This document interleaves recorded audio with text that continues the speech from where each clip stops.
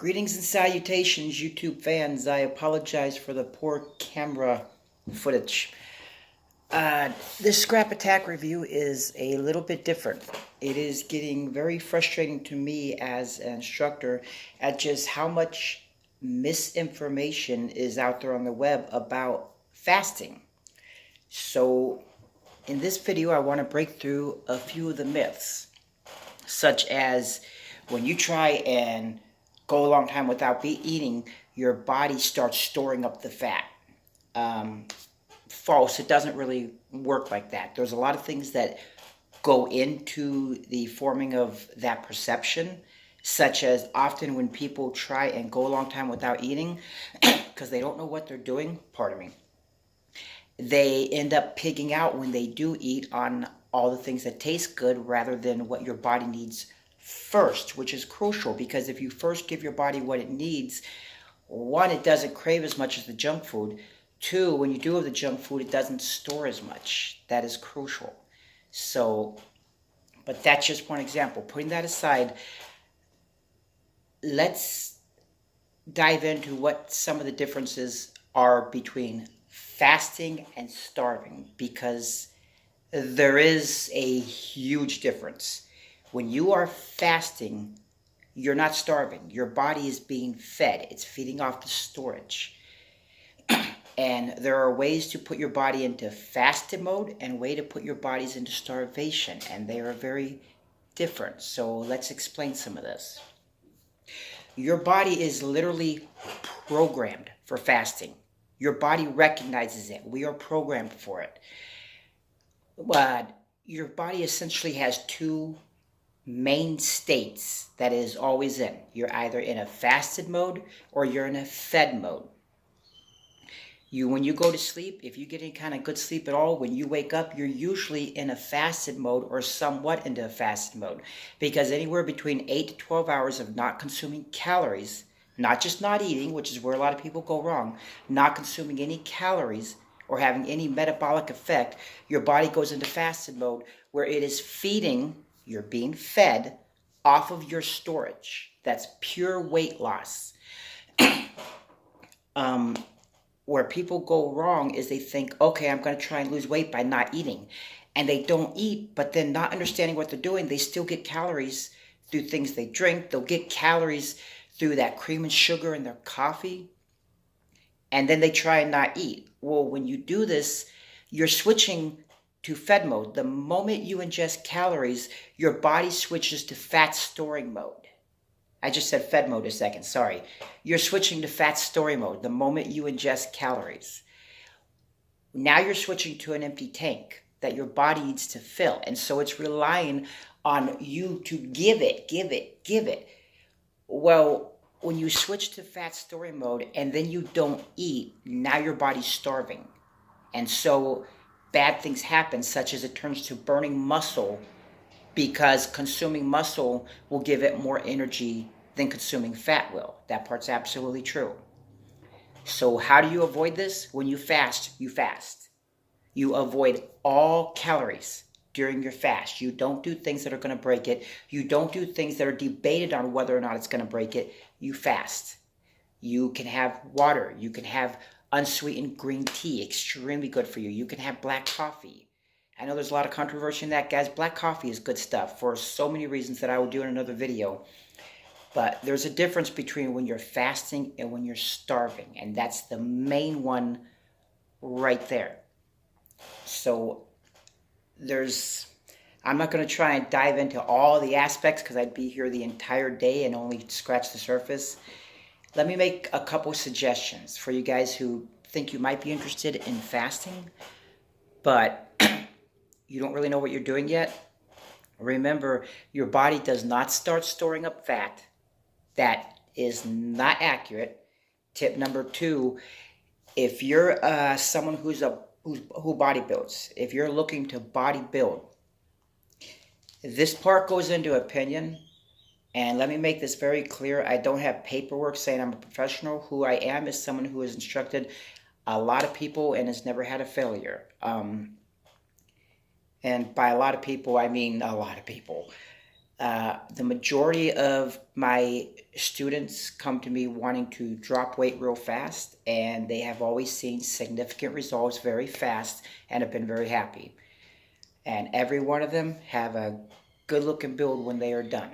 Females are done different than males, but I am studied in this stuff. So this part goes into my personal opinion. If you're a bodybuilder, I know there's a lot of contradiction about whether or not fasting is good or bad for bodybuilding.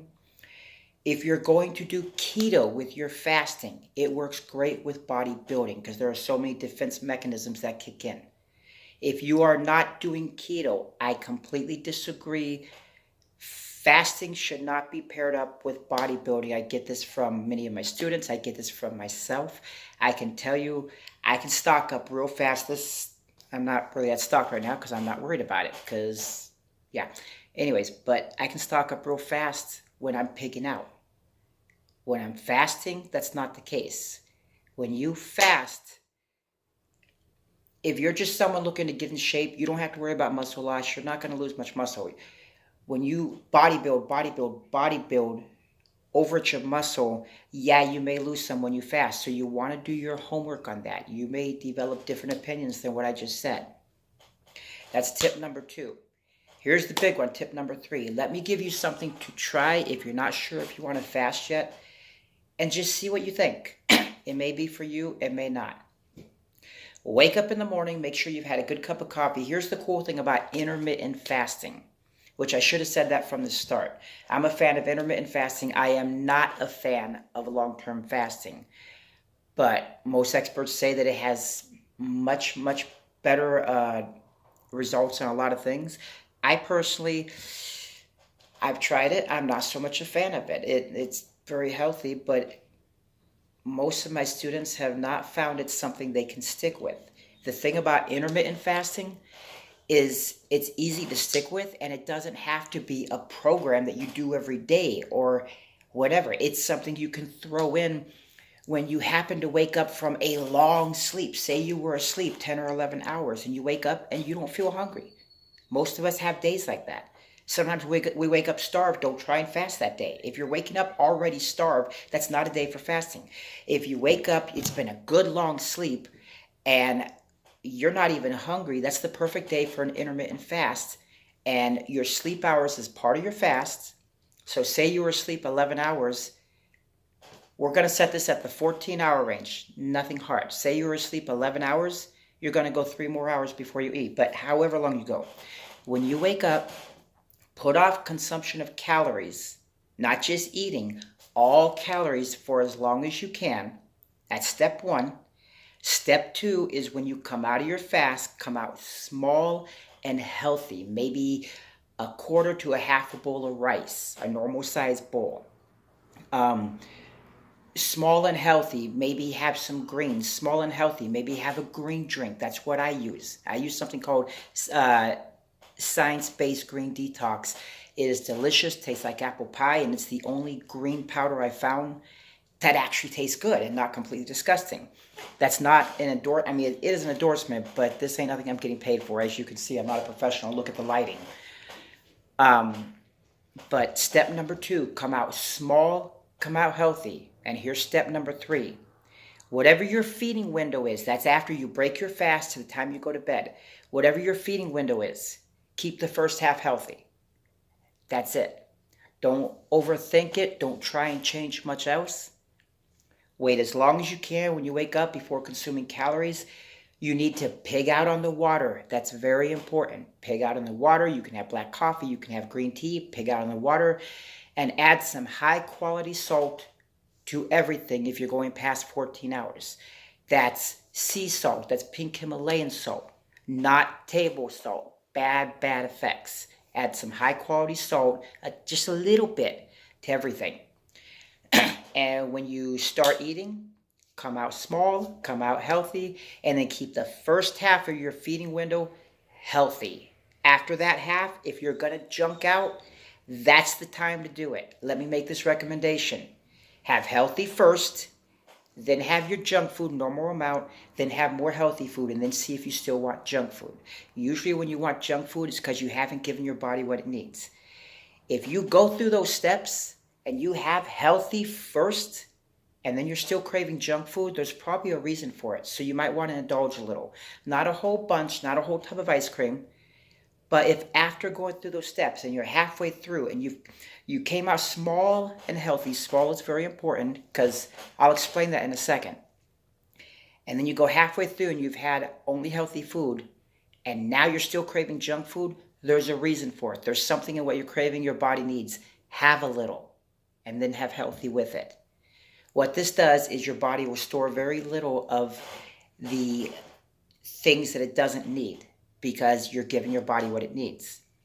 The reason I say come out small, small, small, and all the experts say that is because the longer you go without consumption of calories, and this ties into what makes people think that your body stores up fat. It doesn't store up fat.